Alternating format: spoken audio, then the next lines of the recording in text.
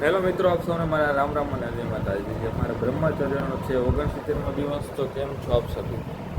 તો સારું, ચાલો આપણે વર્કઆઉટ કરવાનું બાકી છે. વર્કઆઉટ કરી તૈયાર થઈને આપણે મળીએ.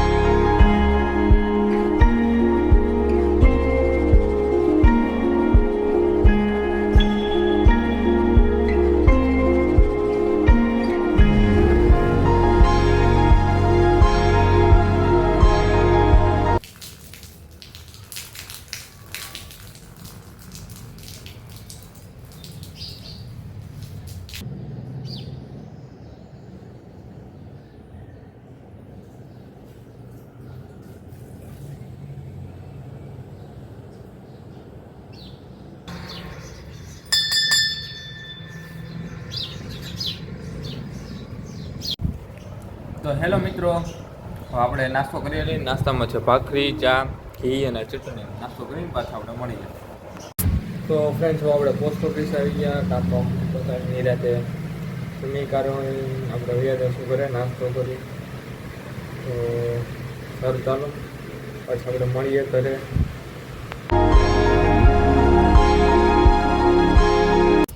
તો મિત્રો, ઘરે આવી ગયા, બધું કામ પતાવીને અત્યારે વાગ્યા છે 4. તો આપણે નિરાતે જમી કાઢીને આરામ કરીશું અને વિડીયો અપલોડ કરશું. તો જમવામાં છે આપણે દાળ ભાત, પાપડ, પછી ભરેલા રીંગણાનું શાક છે, રોટલી ને છાશ. નિરાતે જમી કાઢીને આપણે મળીએ. અને 3-4 દિવસથી હું કહેતો હતો ભાઈ 2 મહિના પૂરા થયા મારે વિડીયો બનાવવો, પણ ટાઈમ જ નથી રહેતો મિત્રો. શું કરવું યાર? તો આજના દિવસમાં બનાવી નાખવી નથી, કાંઈ એક્સક્યુઝ કરવાનું, ટૂંકમાં કોઈ બાના બતાવવાના જ નથી. આજે બનાવી જ નાખો વિડીયો. સારું, ચાલો મળીએ આપણે. નિરાતે જમી લો. તો મિત્રો, આપણે ઘરે બેઠા આળા થાકી દીધી, વાડી હોય એવા. અને અહીંયા બધું કામ ચાલુ છે, કચરા બતરા નખાઈ ગયા. તો મિત્રો, ઘર મશીન હાલતું જોયું છે, ત્યારે કામ ચાલુ છે. એટલે હવે આપણે થોડોક વોકિંગ પણ કરી લઈએ હાઈરો, અને વિડીયો એક બનાવવાનો છે તો હાઈરો બનાવી નાખીએ આપણે. મિત્રો, આપણે ખાલી ટૂંકમાં એવી વાતો કરું, સવારે ઉઠીને આપણે વ્લોગ બનાવું છું કે ભાઈ સવારે ઉઠીને નાસ્તો કર્યો, આ કર્યું, પણ જે મુદ્દાની વાત છે એ તો હું કહેતો જ નથી. હવે અમારે બ્રહ્મચર્યનું પૂરું થશે ને ત્યારે હવે અત્યારે કહી જ દઉં કે હવે ધીમે ધીમે આપણી સંસ્કૃતિ, જે આપણા પહેલાંના રીતિ રિવાજો જે ચાલ્યા આવતા હતા એ હવે ધીમે ધીમે લુપ્ત થતા જાય છે ટૂંકમાં. બસ હવે એને પાછા રીતિ રિવાજોને લાવવા માટે, સંસ્કૃતિને લાવવા માટે ધીમે ધીમે હું એ પ્રકારના વિડીયો બનાવીશ, વ્લોગ બનાવીશ, એને લગતા જ વ્લોગ બનાવીશ. ને આવા નાના મોટા સેવાના કાર્યો પણ આપણે કરીશું. પણ અત્યારે મારી પોઝિશન એટલી ના હોવાથી છતાં હું નાની સેવાઓ કરું, ગુપ્તમાં ટૂંકમાં. વિડીયાને એવું કંઈ બનાવતો નથી. હવે કઈ રીતની સેવાની હું તમને કહું. હવે હું એક પોસ્ટ ઓફિસમાં નોકરી કરું. ટૂંકમાં ત્યાં એવા લોકો હોય કે જે વૃદ્ધો હોય, ટૂંકમાં એના છોકરાઓ તો અત્યારે બધા બહાર હોય, એ તો કોઈ કામ કરવાનું હોતું નથી. એટલે માડી પછી ગૌઢા મોટા ઉંમરના આપણે દાદા આપણી પાસે આવે એટલે ટૂંકમાં આપણને કહે કે ભાઈ મારે આ વસ્તુ મંગાવવાની છે, આ વસ્તુ મંગાવવાની, તમે સાહેબ લઈ દેવો. ને હું કોઈ પણ દિવસ નાનપણથી અત્યાર સુધીમાં કોઈ પણ આપણે કામ સીધે એટલે કોઈને આપણે ના નથી પડી ભાઈ હું કામ નહીં કરી તમારું. એટલે આપણે એવું નાની એવી સેવાઓ કરવી છે. પછી કોઈ પણ જીવ પ્રાણી હોય ટૂંકમાં એની સેવા તો મારે ટૂંકમાં કોન્ટેક્ટમાંથી નથી, પણ પશુ પક્ષીના ડૉક્ટરને મારી પાસે મારે ટૂંકમાં કોન્ટેક્ટમાં કોઈક આવે તો બસ મારે એની પાસે જાણવું કે ભાઈ આ રીતનું કંઈક થયું હોય પ્રાણી પક્ષી કોઈ પણ, તો આપણે શું કરવું જોઈએ એમ. એટલે એવું બધું હું કરી ધીમે ધીમે. અને પછી અત્યારે ગેમિંગનું ચાલે છે, તો મિત્રો ગેમિંગમાં ખૂબ ધ્યાન રાખવાનું.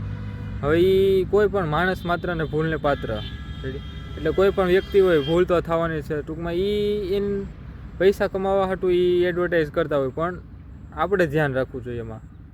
એ વ્યક્તિની કોઈ પણ વ્યક્તિ હોય, નામ તો હું લેતો જ નથી, આપણને એવું ગમતું નથી કોઈને વાત વિવાદ કર્યો, કોઈ સાથે ઝઘડવું લડવું. પણ આપણે આપણી રીતે મિત્રો ધ્યાન એટલું રાખવું જોઈએ કે ભાઈ આપણે ગેમિંગમાં ના અવાય. આપણી પોઝિશન શું, આપણા મમ્મી પપ્પા કઈ રીતે મજૂરી કરીને આપણા ખર્ચા પૂરા કરે. અને મિત્રો હું સાચું કહું તમને, હવે મારી એટલી પોઝિશન નહોતી, પણ મારા મમ્મી પપ્પાએ ટૂંકમાં મારા પપ્પાએ પૈસા વ્યાજવે લેતા. પણ નાના હોય ત્યારે તો આપણને ના ખબર હોય, ટૂંકમાં બધું ભણવામાં ને એમાં ખર્ચ થઈ ગયા. નકર મમ્મી પપ્પાને પણ શોખ હોય હરવા ફરવાનો, રેડી. હા, એટલે એ નાનપણમાં તો આપણે ન ખબર હોય કે ભાઈ વ્યાજવે લેતા હોય. એટલે હું પૂછું કે પપ્પા તમે કોની પાસે પૈસા, કારણ કે ફોન આવતા હોય કે ભાઈ પૈસા દઈ જાઓ ને આમ ને તેમ ને.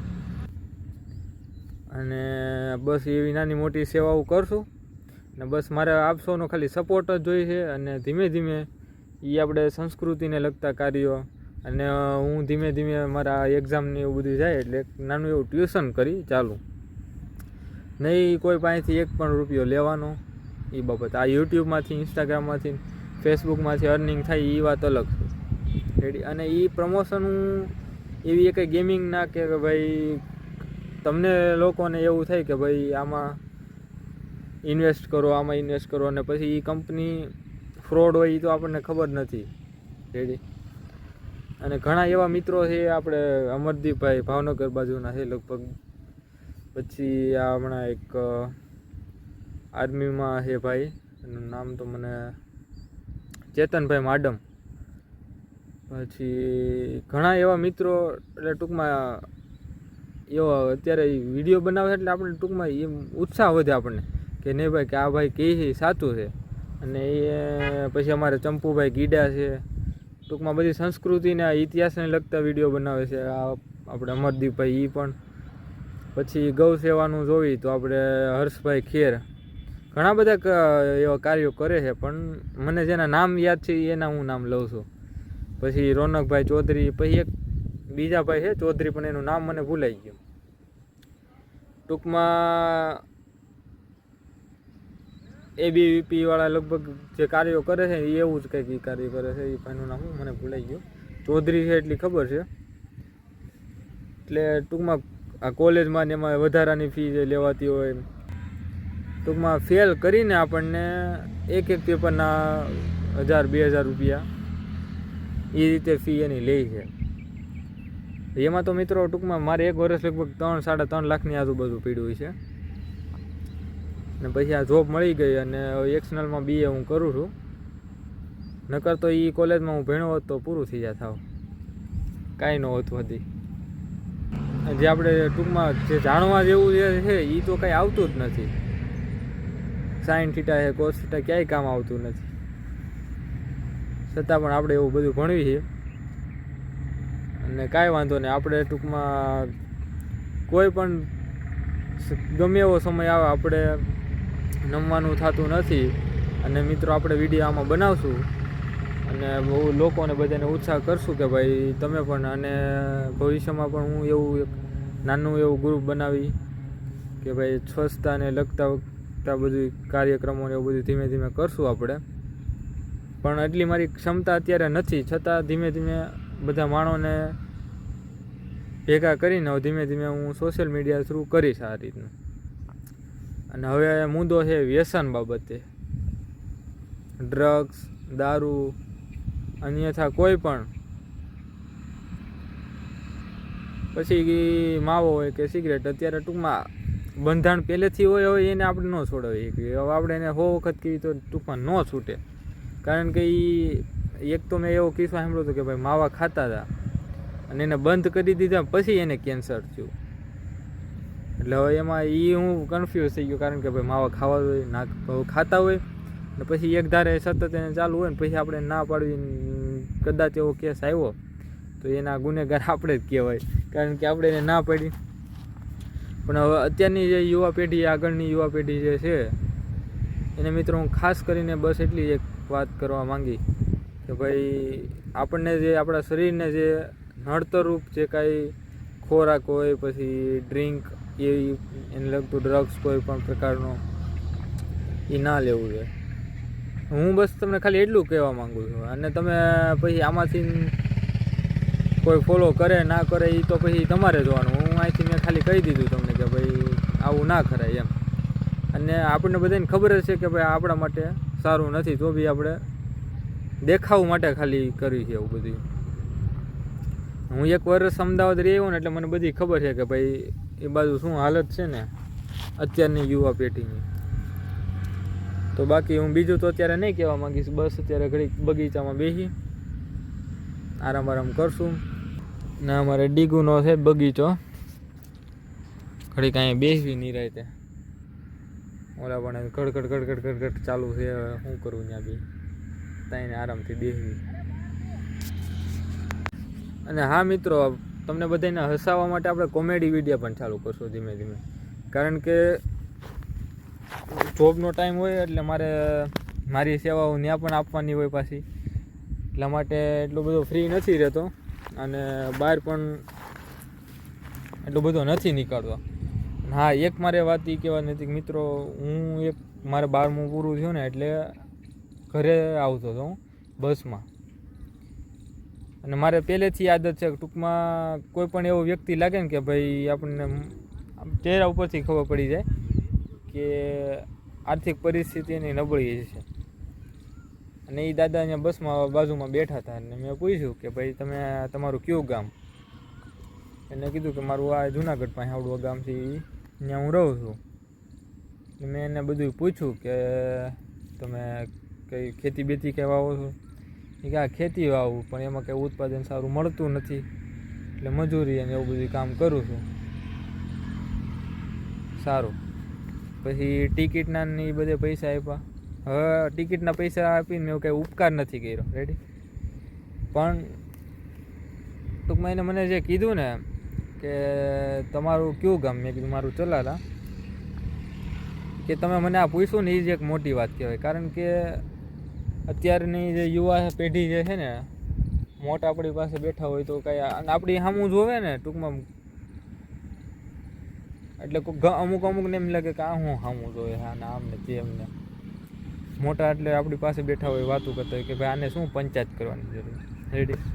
તો તમને એવું બધું વાતાવરણ જોતું હોય ને તો તમારે અમદાવાદ, ગાંધીનગર ને ત્યાં આવ્યું હોય, તમારી ત્યાં કોઈ પંચાયત નહીં કરે. ના મિત્રો, ટૂંકમાં હું ત્યાં હમાપુર ઓફિસે જાઉં ને એટલે બધા મોટી એજના જે લોકો હોય એની સાથે જ બેઠો હોય વધારે પડતો. એની પાસેથી આપણને પહેલાં એના સમયની આપણને વાતો જાણવા મળે કે ભાઈ એ સમયમાં આવું હતું ત્યારે, એટલે એને એ રીતનું આપણે ટૂંકમાં ખબર પડે આપણને કે ભાઈ નહીં હવે અત્યારની ટૂંકમાં અત્યારના સમયમાં આપણે જોવી, ત્યારના સમયનું જોવું, એટલે એમાં ઘણા ચેન્જીસ છે. એટલે ધીમે ધીમે આપણે એવા બધા કાર્યો કરશું. અને તમે મારી ચેનલમાં જોડાતા રહેજો અને તમે જે મને સપોર્ટ કરો છો એના માટે આપ સૌનો ખૂબ ખૂબ આભાર. અને મારા સપોર્ટર જે પણ છે એના માટે પણ ધીમે ધીમે કાંઈ પણ એને સારા માટે હું કંઈક હિત માટે કાર્ય કરીશ હું. તો સારું, ચાલો ઘડીક બેસી આરામથી ને કોયલના બધાને મધુર અવાજો સાંભળીએ. પછી એક જ મજા છે. આ ઘણા કહે કે રીચ લાઈફના આપણે ઇન્સ્ટાગ્રામમાં રીલ્સો જોતા હોય એટલે ખબર પડે કે ભાઈ રીચ લાઈફ આ રોલ્સ રોયલ્સ ને આ ગાડી હોય એટલે એની રીચ લાઈફ કહેવાય. એવું નથી. આપણું શરીર હેલ્થી હોય, શરીરમાં કોઈ બીમારી ના હોય, બસ એ જ એક રીચ લાઈફ છે. આરામથી જિંદગી જીવતા હોય એનાથી તો વિશે બીજું તો શું હોય. પૈસા તો આજ છે ને કાલ નથી. તો સારું, ચાલો પાછા આપણે મળશું, ઘડીક ચક્કર મારી લઈએ.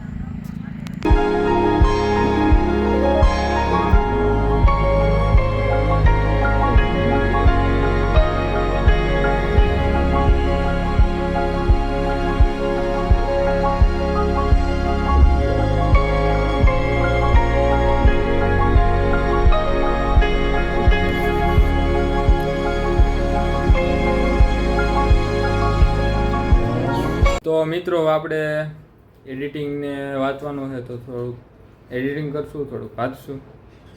સારું, ચાલો આપણે નેક્સ્ટ વિડીયોમાં મળશું. આપશું ને મારા રામ રામ અને જય માતાજી. અને આપશું ને અત્યારે ઉનાળો છે તો ધ્યાન રાખવું ખાસ, કારણ કે ગરમી પણ એટલી પડે છે અને ઝાડવા પણ વાવવા જોઈએ આપણે ધીમે ધીમે. સારું, ચાલો મળીએ.